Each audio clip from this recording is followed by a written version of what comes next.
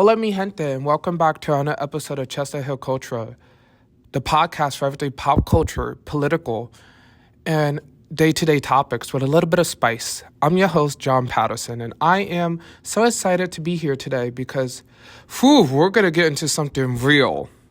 Something that's been on my mind, and as well as my guest's mind. We're going to be talking about masculinity and what it means to be a man in 2025.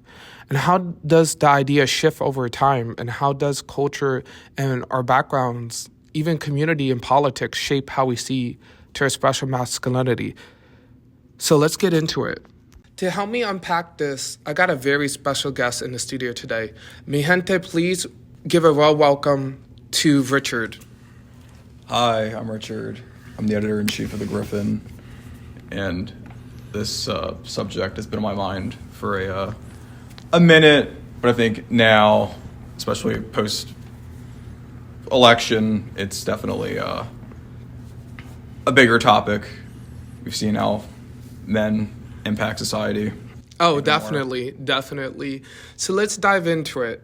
So I came across this article from the Global Resources called Toxic Masculinity, a Narrative of Control. And it looks at how toxic masculinity shows up in different countries and governments and how we use it to shape our nationality as a country identity. And what is your opinion on that? I think as a whole, toxic masculinity kind of represents like an antagonistic view of the world, and that we see like the kind of reactionary, nationalistic, or sort of sexist politics.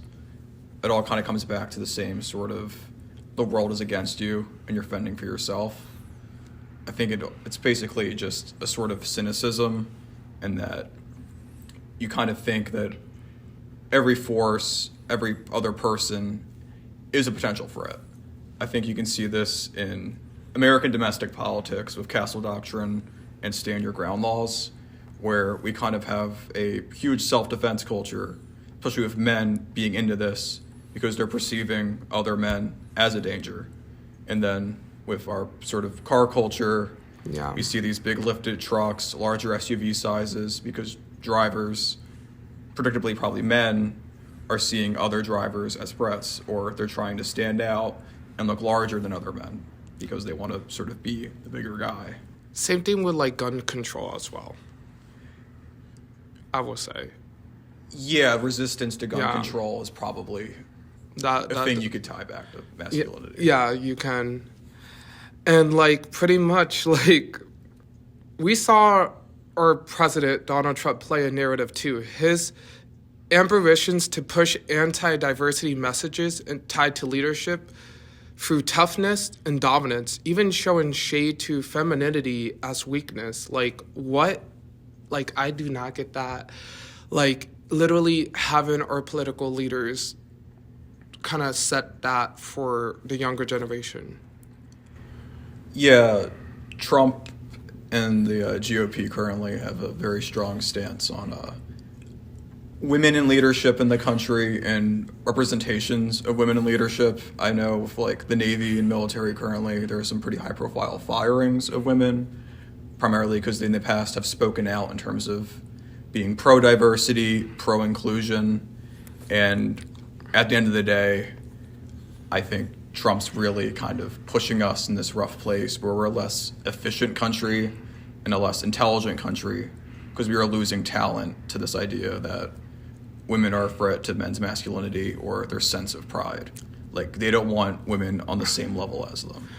In my opinion, I feel like a woman can maybe do a better job than some men in some fields. And they actually show that. Like, if you look at statistics, like in some fields, like in a business field and stuff, women actually do better than men when it comes to performance rate. Yeah, women academically have been shown to be like doing very well compared to men, especially with the coming kind of like Gen Alpha, sort of like high school age, elementary school age children. So like pretty much that leads me into, we're going to be talking about the evolution of masculinity and how like growing up, how masculinity kind of shaped our generation, but how the new generation is seeing it as a different point of view.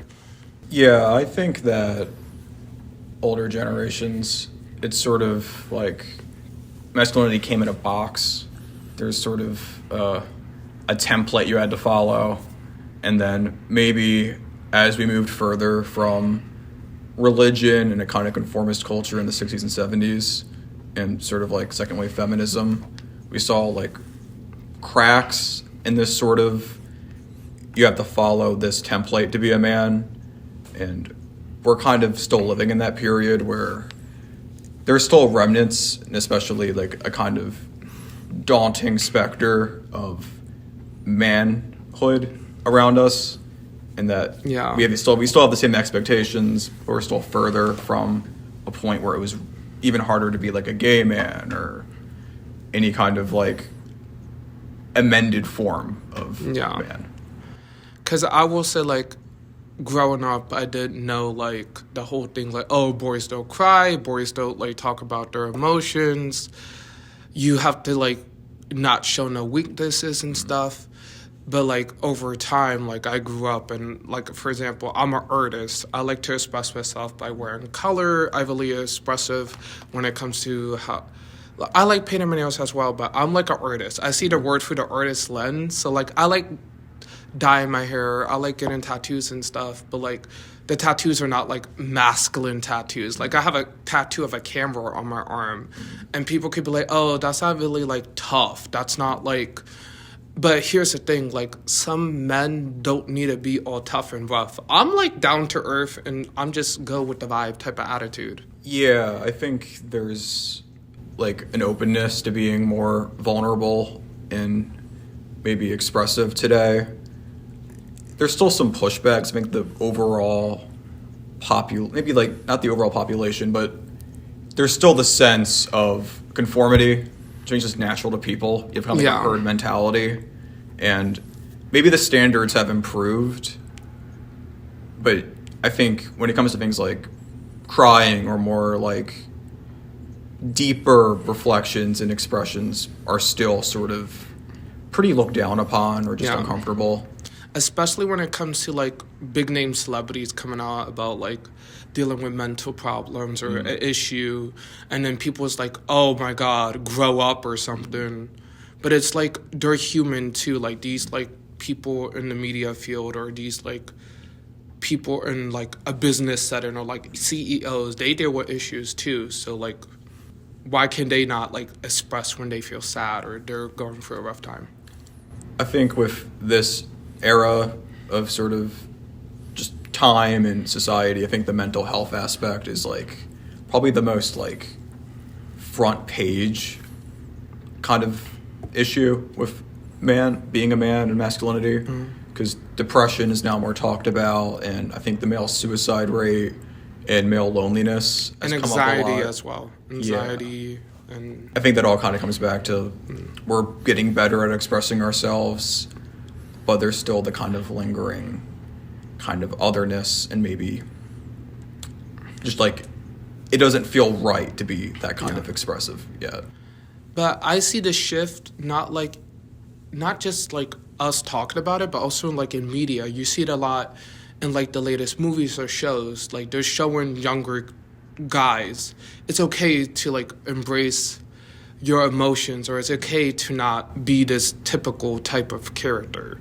And I feel like that's really good as well. Like we're kind of seeing a change in the media as well. I think there's a more daring approach to being sort of vulnerable as a man in storytelling today. I wrote about it in an article for The Griffin, but there was a film from 2 years ago called The Iron Claw that is basically a movie designed to make men cry, about the wrestling family from the 80s. Texas. I heard about that. Like, I didn't watch it. I'm going to watch it. It's on my watch list. But I heard, like, a lot of people had a lot to say about it. Yeah, things like that I think couldn't have been made 10 or 15 years ago, because it presents a kind of narrative of men not in physical danger, but in a sort of emotional danger. Like, it's a movie about loss and sort of camaraderie and a sense of brotherhood that it's hard to talk about because it's such a vulnerable place to be in. Because I think that's what gives people a sense of manhood and purpose, is like your male friendships, your bonding, your bros. But that leads me on to like our next section, like the whole like bro of masculinity, like the whole like bro friendship thing. Like people say like, oh, you have friends that are guys you hang out with, but then like it's to a point of, oh, you guys can be friends, but you can't like talk about your feelings or just be like, oh, I care about you. As soon as you say I care about you to a friend that's a guy, some other guys think it's weird. But it's the same thing if girls talk to their friends and they go out. Like it's that weird like social standard thing. I know that I have talked about my feelings with my friends for the longest times, but like if I've ever been talking to a guy, I don't think I've ever said the words "I care about you." Yeah. Like I think I've never gone that extra step. I never went that step too, but I heard people say like, yeah, it's that thing, or it's the total utter opposite. It goes 360 and it comes off as, oh, we're just joking around, but it's kind of like, this doesn't seem like you guys are joking. Like the whole gym bro relationship, if you've got like that point of view. Yeah, the kind of like frat guy, kind Yeah. of insincere, sort of like booyah kind of thing is very like not unproductive, but it Yeah. just doesn't feel like you're not getting anywhere in life. It doesn't feel like the most fulfilling lifestyle. Yeah. The biggest kind of question right now is that like men feel so threatened right now and vulnerable, and that a lot of, I think, the reactions politically and societally come back to a sort of vulnerability. We're in a time of heightened violence, mass shootings, school shootings, the male suicide rate yet again being brought up here. And, there's sort of like a uniting issue here, but there isn't really a movement or a sense that men are together on it.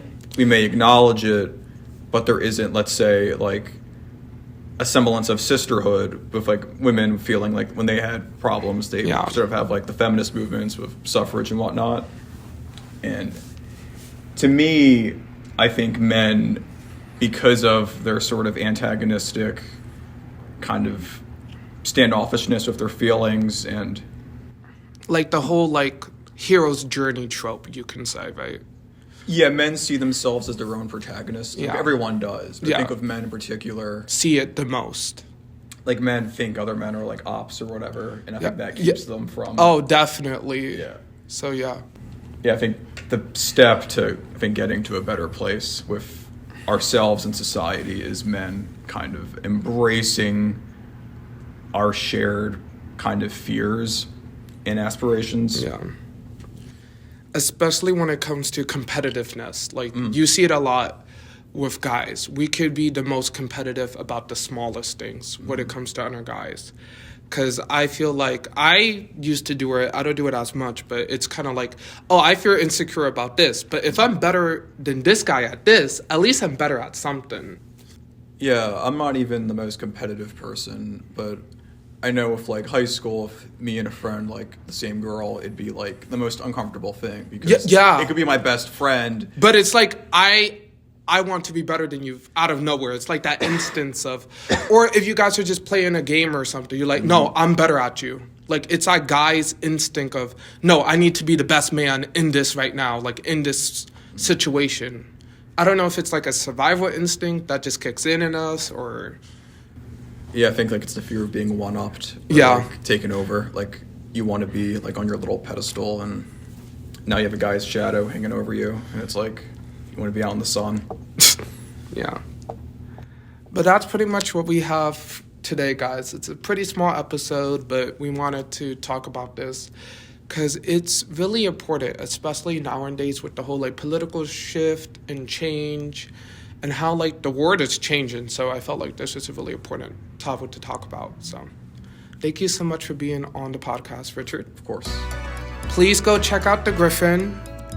We have the chief editor right here, so you guys better be going checking out The Griffin. We write a bunch of stories, so please go check it out. And hopefully you guys have a nice rest of your day. See you later, mi gente.